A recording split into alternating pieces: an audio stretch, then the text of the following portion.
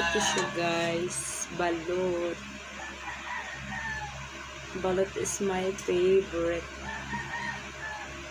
Ayan. Dalawa siya guys na balot.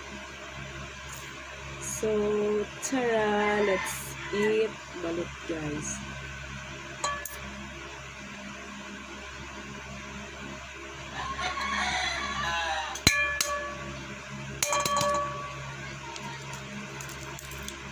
Ayan siya guys. Pagkain ito sa lahat pala nanonood pa si tabi po sa iba sa hindi kumakain ng balot.